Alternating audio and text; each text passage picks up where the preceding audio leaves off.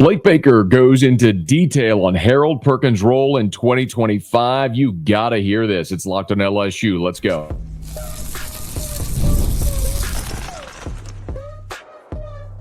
You are Locked on LSU, your daily podcast on the LSU Tigers. Part of the Locked on Podcast Network, your team every day.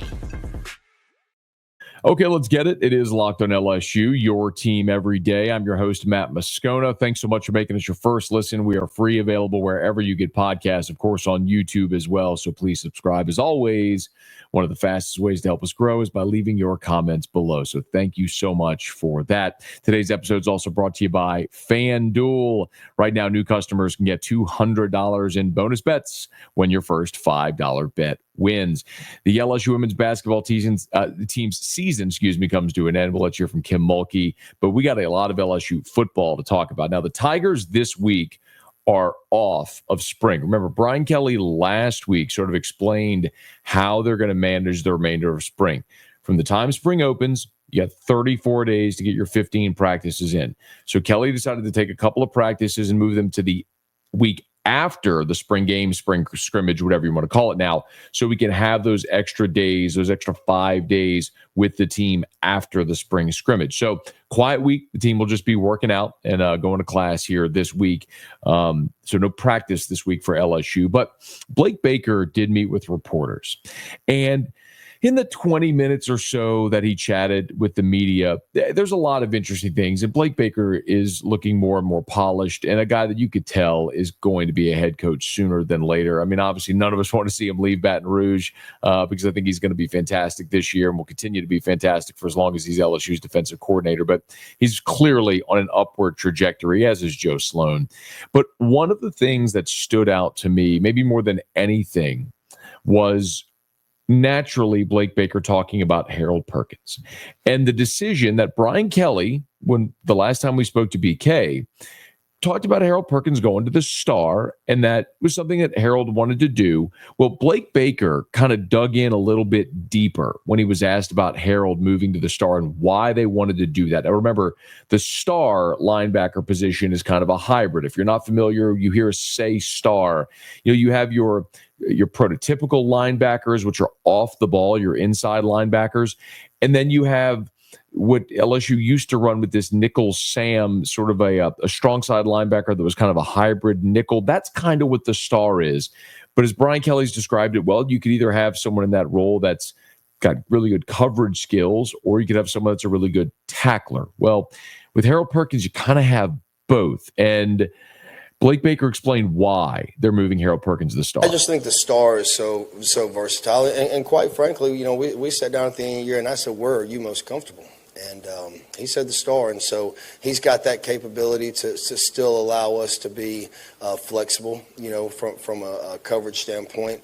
But I do think that he's a really, really good space player. I think, again, with that position, you're able to do a lot of different things with him. And so it'll also keep offenses not necessarily knowing where he's going to line up every single snap, whether it be pressure, whether it be coverage, whether it be on the line of scrimmage. So we're able to do a lot of different things. That's kind of like the little secret sauce in this defense. The more position flexibility that guy gives you, the more versatile we can be on defense. And the truth shall set you free. You listen to that 47 seconds from Blake Baker, and that is everything that LSU fans and media collectively have been clamoring for the last 2 years. Listen to what he said. Gives you flexibility in coverage. He's a really good space player. Allows the offense not to know where he is. Is he coming under pressure? Is he going to turn and play in coverage? Is he going to defend in space? Yes. Yes, yes, yes, a million times yes. It's the thing we've talked about for the past 2 years with Harold Perkins as he tried to play off the ball. And listen, y'all, I understand why Harold Perkins wanted to try to play off the ball, and I understand why LSU, two different defensive coordinators, by the way, Matt House and Blake Baker, why they wanted to give him that opportunity. Why did Harold Perkins want to do it? Because he wanted to show to the NFL that he could be a 3-down linebacker. He doesn't just want to be a guy that comes onto the field in pass rush type situations, 3rd and long type situations. He wants to show that he could play inside and be an every down linebacker. Why? Higher ceiling, you make more money. All right. If you're an inside linebacker who's going to be on the field every defensive snap, then you got a higher ceiling. So I understand why Harold Perkins wanted to show he could do that. Talked to him last year at SEC Football Media Day, sat with him. He talked to me about how he'd gained weight, he had put on size, but hadn't lost his quickness and was feeling really good. Unfortunately for Harold, of course, he had the torn ACL. But y'all, it was so obvious. It's so obvious to anyone who's watching that Harold Perkins is best suited playing in space. And it's unfortunate to a degree because he's a tweener. He's not big and physical enough to play inside linebacker, but he's also not a defensive back. He's almost like a stretch 4. Like, he's not big enough to play on the block, but he's not exactly athletic enough to defend a wing. You know, you're talking in basketball terms. So you have this weird tweener type spot. That's where Harold Perkins is. But this defense with the star position, it's like it's tailor-made for a player like that. And listen, Harold Perkins never stopped being productive. His freshman season, we all know, was absolutely otherworldly, starting with the Ole Miss game when Lane Kiffin, by his own admission, said the game changed when, at the time, 40 went into the game. Then, of course, we're 4, and then this past year, 7. But when you look at Harold's freshman year, when he had his statistics from his freshman season, he had 13 TFLs, 7.5 sacks. As a sophomore on that historically bad defense, 13 TFLs, 5.5 sacks. 4 forced fumbles as a freshman, 3 as a sophomore, an interception in each year. He had 5 pass breakups as a sophomore to just 2 as a freshman. So, and the tackle numbers, by the way, were comparable. He had 39 tackles as a freshman, 43 as a sophomore. So the production didn't change, but the impact changed. The impact changed. Bending the edge against Arkansas, spying Bryce Young against Alabama, changing the game against Ole Miss. The impact changed when you moved Harold Perkins inside. This is going to allow him to be impactful again. And maybe the most important part of this whole thing is what Blake Baker said at the beginning. After the season, we sat down and said, where are you most comfortable? And he said the star. Remember, I said I understand why Harold Perkins wanted to do it. I also said I understand why LSU was willing to let him do it. Because with a player like Harold Perkins, in this era in particular, the portal NIL era, after his freshman season, Harold Perkins, if he wanted to jump in the portal, could have gone anywhere and would have been a top dollar type, quote unquote, free agent, portal acquisition. You want to keep a player like that. Sometimes you have to give them the flexibility. Listen, it's not even in this era.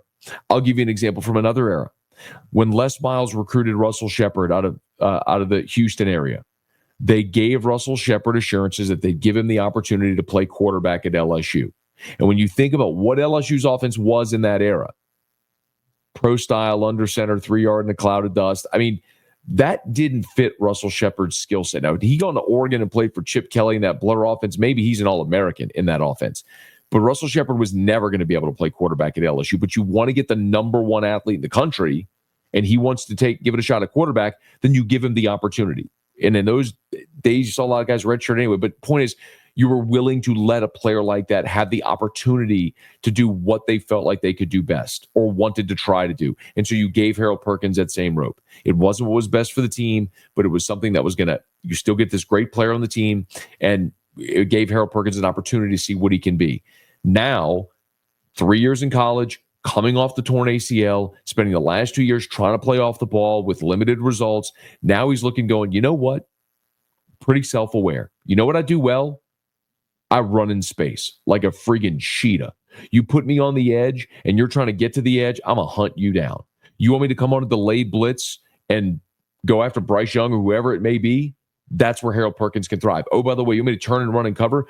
The 2023 season, historically bad defensively. If you remember the Missouri game, that game, LSU didn't get a stop in the first half until Harold Perkins dropping in coverage got an interception. Changed the game. He can do all of those things. He's the queen piece on the chessboard. Blake Baker knows it. Everybody on LSU staff knows it. Every LSU fan knows it. Everybody who covers the team, everybody who's watched football knows that about Harold Perkins. And that's the best role he's in. Harold Perkins just needed to accept it for himself to realize this is where I'm best, and this is what's going to best help the team win. And whatever that means, so be it. This is final year of college football, y'all. He's going to go out there. I mean, I guess he could come back for another season. He could get a medical red shirt. But in any event, point is, this is likely Harold Perkins' final season. It's his draft year. He's coming back for one more. He's running it back one more time. So, yeah, this is the opportunity to go have the big breakout season. Where are you best going to be able to do that? At the star position. That is going to make LSU so much better.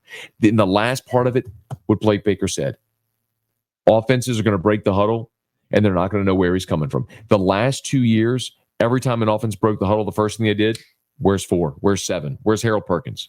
You had to account for him immediately. Well, now, think about it. You went and got 3 elite edge rushers out of the transfer portal, including Patrick Payton. Now, you've got Whit Weeks on the field as well. Oh, by the way, a freak show right in the middle. You've added Mansour Delane and DJ Pickett out at the corner. You've gotten Tamarcus Cooley back at safety, one of the highest rated safeties in the country last year, according to PFF. Oh, by the way, you've also got Harold Perkins to deal with. He's not the sole focus of an offense when they break the huddle anymore because you got dudes everywhere. And because he's not going to be the sole focus, it's going to free him up to make even more plays. You forget about Harold Perkins to your own detriment. And if you focus on Harold Perkins, there's other dudes that are going to beat you. You move that queen piece around the chessboard. Blake Baker's on board. He called him his secret sauce to make this whole thing work.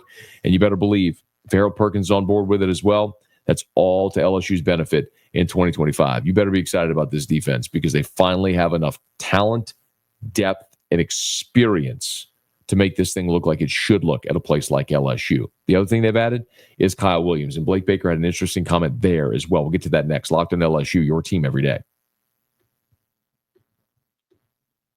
March Madness is here, and FanDuel is giving you the chance to get in on the action like never before. Right now, new customers can get $200 in bonus bets when your first $5 bet wins. That's $200 extra bucks to use on everything from buzzer beaters to Cinderella stories, and even who's cutting down the nets. If you want to pick your favorite, you can go do that. If you get your eye on a few underdogs this year, FanDuel makes it easy to back them with spreads, totals, game props. The Final Four is now set. So if you want to bet on it, you can do so over at FanDuel. 4 number ones made it, so forget about those Cinderellas. So visit FanDuel.com and get in on the college hoop action all tournament long. That's FanDuel.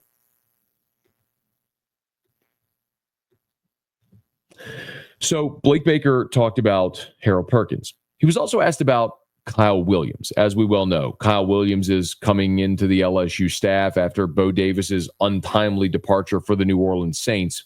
But it wasn't just about the personality with Kyle Williams. It was how Kyle in his own career might be a mirror image of what LSU is trying to do defensively with this line. Give a listen to what Blake Baker had to say. You know, when we sat down and Kyle and I talked, first off, we hit it off personality-wise. I think we really, really gelled. But secondly, I think, you know, when you look at his career, and he actually brought this up to me, you know, when he first got into the league, it was much more, you know, capturing blocks and trying to hold blocks off linebackers and for his body type and everything, that necessarily wasn't his strong suit. But whenever he was allowed to get vertical and create havoc and knock back, that's when his career really took off and he became a Pro Bowler. And I think that's what he's bringing to our guys. You know, this defense, forever and ever, we talk about the defensive tackles at the tip of the spear, man, and we got to be able to create knockback and havoc. And I thought we got a little stale from that standpoint last year, and that's on me. But having him do it at a high level, and then he's very, very good at articulating it to the players. I think he's done an outstanding job. I think you're already seeing that. Some of our guys being able to use their quick twitch and their get off and create havoc in the backfield. It's helped us. And they're starting to see themselves make plays. Now they're wanting to do it more and more. 3 times. 3 times in that answer. Blake Baker said the key word 3 times in that answer. Did you hear it? 3 times he used the word havoc. That's what Blake Baker is all about. Havoc rate. Now, havoc rate is a relatively new statistic in the vernacular, but effectively, when you look at what havoc rate is HAVOC rate is the percentage of plays, defensive plays, in which a defense results in a sack, a forced fumble, an interception, a TFL, or a pass defensed. That's HAVOC rate. What percentage of your plays are you getting that result? So with Blake Baker's defense, it's pretty simple. You may never be number one, you may never be top 5 in the country in total defense, but they'll give up yardage, but eventually you're going to make the big play. You're going to get the sack, you're going to get the forced fumble, you're going to get the big TFL, the strip sack, and that HAVOC is going to cause positive momentum changing plays for the defense. When you look, and you heard him say, defensive line is the tip of the spear. Everything for LSU's defensive line, and then subsequently the domino effect, changed when Jacoby and Guillory went down. Jacoby and Guillory was your most experienced and most talented defensive lineman a year ago. And what happened when Tank went out is you had this domino effect. Remember, Gio Paez was coming in from Wisconsin. He was going to be a 3-tech gap guy, trying to get up the field and create havoc. What happened? Paez had to move to the nose and had to just eat up blocks because you just needed him to do that. I mean, that's a guy that last year, Paez played 424 defensive snaps. Among your defensive linemen, I mean, if you look defensively, that 424 for Paez, only Parashan played more snaps at 463. And remember, Parashan's a guy at 275 pounds who moved from end to tackle, the spot that would have been Gio Paez. So everybody had to shift, and subsequently were playing out of position. And then your defensive line ended up just kind of eating up blocks. Now, late in the season, Don McKinley came along. Remember, Ahmad Bro was a high school defensive end that they bulked up to make a tackle, and he ended up playing significant snaps for you as a freshman. Ahmad Bro played 292 defensive snaps in his freshman season. You know, that's a really difficult thing to do when you're switching positions and you're coming right in and you're coming as a freshman. All of a sudden you immediately have to switch positions. Well, now when you look at this season, okay, you've got Jacoby and Guillory coming back. You've got Don McKinley and Ahmad Bro now as sophomores. You went into the transfer portal and got a guy like Sadir Mitchell, who's 350 pounds, who can play that zero technique and create havoc because of his ability to push. You heard Blake Baker say that, push and create havoc. So that's what they're looking for from that defensive line. And that's what Kyle Williams told. He said there is what Kyle Williams did in his pro career when he started becoming a Pro Bowler, when he became a 6-time Pro Bowler, when he stopped eating blocks and trying to get up the field when they switched the defense. That's what Blake Baker is effectively wanting Kyle Williams to do with this defensive line. Look, there just wasn't a lot of productivity last year from your defensive line. The most tackles on the team among your defensive line was Parashan with 24. When you're talking about the interior, Gio Paez had 21. It just, you didn't have a lot of productivity because of the way that it played out. JVR Suggs, remember him, had 10 total tackles on the season. You know, a guy like Sean Washington had 9. Don McKinley had 7 in a limited role. You understand the point. You didn't have productivity from your defensive tackles because when Jacoby and Guillory went down, there was a domino effect. Everybody was out of position. Now you're healthy, you're deeper, and you got a defensive line coach who knows exactly how to run that style of defense because it's what he did in the NFL in his most successful years in the NFL. A lot of reasons to be really, really excited about this defense. Y'all, I don't want to sit here while there are 10 practices through spring and hype this defense like it's going to be great because I understand what we've watched the past couple of years. Okay. The first year under Matt House when Brian Kelly was here in 2022, you know, they hit on all those defensive backs. You hit on Jarek Bernard-Converse. You hit on Mekhi Gardner. You hit on Greg Brooks and Joe Fouché, and that compensated so much for a lot of your shortcomings. Well, all those guys were gone in 2023, and you missed on every defensive back that you brought in. You missed on Denver Harris and Deuce Chestnut. You missed on all those guys, on J.K. Johnson. And so you lost all the productive guys. You missed on the guys coming in, and your young guys weren't ready, and you ended up having the worst season defensively in the history of the program. Well, now Blake Baker a year ago steadied things, and you weren't great, but you weren't the worst ever. Now that you've got stability and you've added that layer of veteran depth throughout the transfer portal, how much better can you be?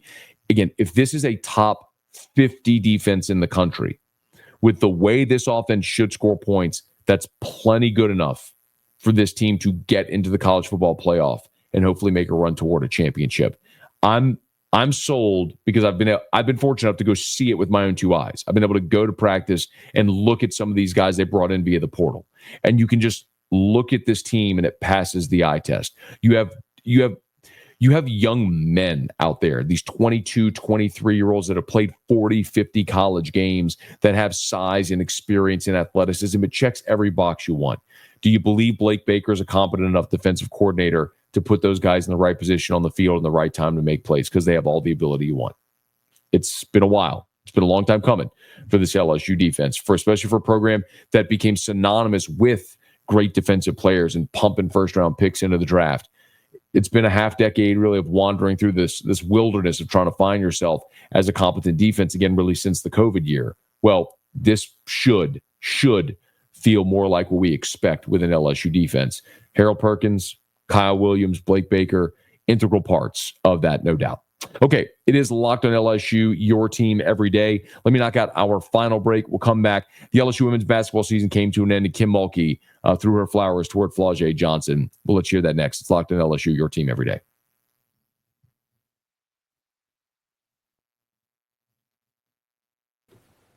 The NCAA tournament is here, and so is the bracket breakdown. Locked On Podcast Network and Amazon Fire TV channels are teaming up to deliver NCAA tournament coverage like never before. Watch studio shows featuring former players and Locked On's local experts as they guide you through every upset, buzzer beater, and bracket matchup. Stream it all for free on Amazon Fire TV channel. Search Bracket Breakdown to see it all for free. It's your team every day. For the second consecutive season, the LSU women's basketball team season came to an end in the Elite Eight in Spokane at the hands of the UCLA Bruins. LSU eliminated UCLA a year ago. The Bruins getting a little revenge. 72-65 was the final. If you didn't watch the game, there was a lid on the bucket early. LSU led after the first quarter 13-9. Neither team could score. LSU started 2 of their first 15 from the floor, but then a monster second quarter for UCLA really is what did LSU in. UCLA outscored LSU 22-12 in that second quarter. And unfortunately for the Tigers, that happened at a point where you thought LSU might be able to grow its lead because Lauren Betts, the big 6'7" center from UCLA, went to the bench with foul trouble. And although Betts was off the floor, UCLA grew its lead against LSU. The Tigers battled back, outscored UCLA in the third quarter 16-15, but they would fall down by as many as 14 points. With about 3.5 to play, LSU got within 3. Then an egregious missed call on the sideline where in a 3-point game, the UCLA player kicked the ball out of bounds, but the ref missed it. It was not reviewable because it wasn't inside of 2 minutes. UCLA got the ball. Ultimately, they would score and put the game away, and LSU never got any closer than that 3. So the season comes to an end. Denisa Moro's great college career comes to an end where she's the 3rd leading rebounder in college basketball history. What an incredible statistic that is. And for Flau'jae Johnson, it might very well be the end for her also. Now, Flau'jae, after the game, met with reporters. Remember, she's 22, so she's draft eligible for the WNBA.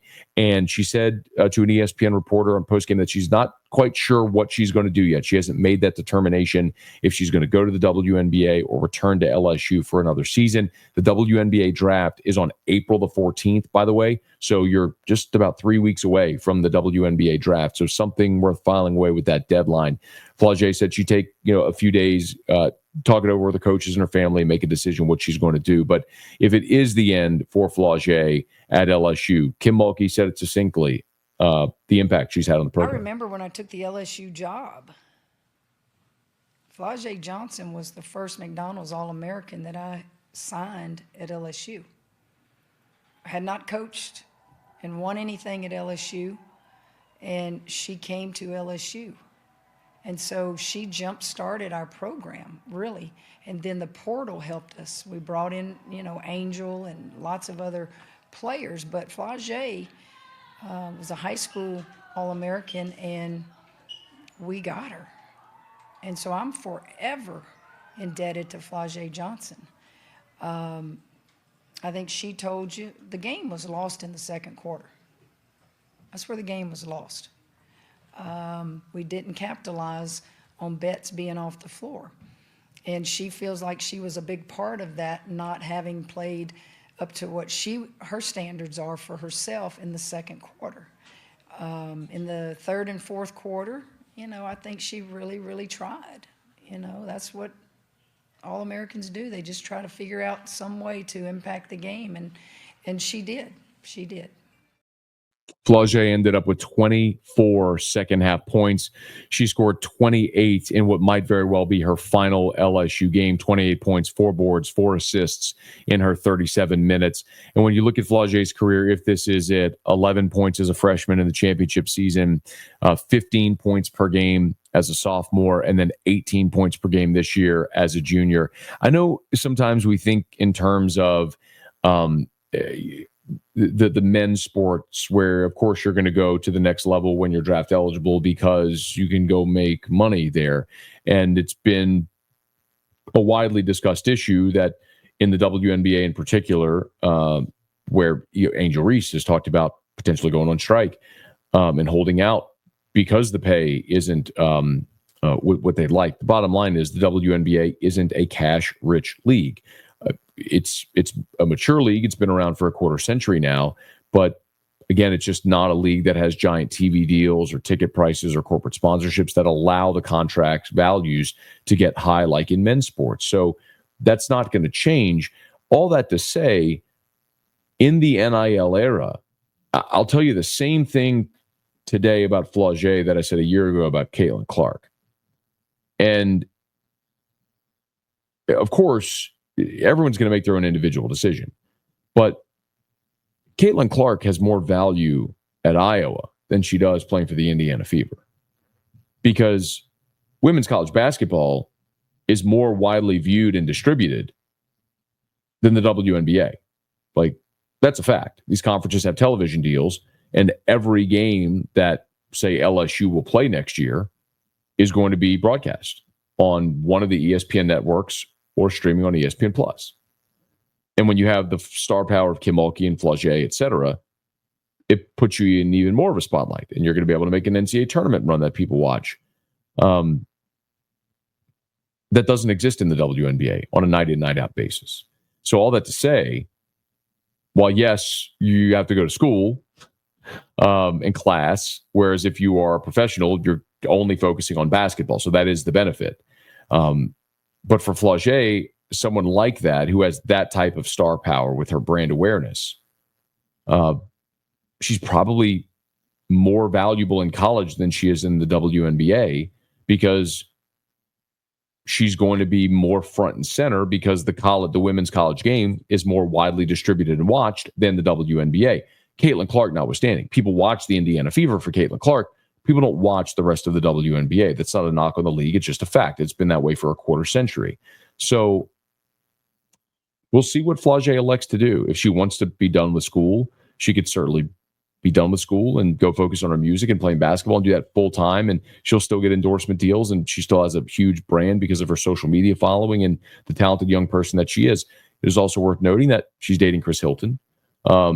LSU football player, so maybe she wants to stick around Baton Rouge. Don't know. She'll have a decision to make. But if she decides to come back for a senior season, it would certainly be to the benefit of the LSU women's basketball program and financially, possibly to the benefit of Flau'jae Johnson as well.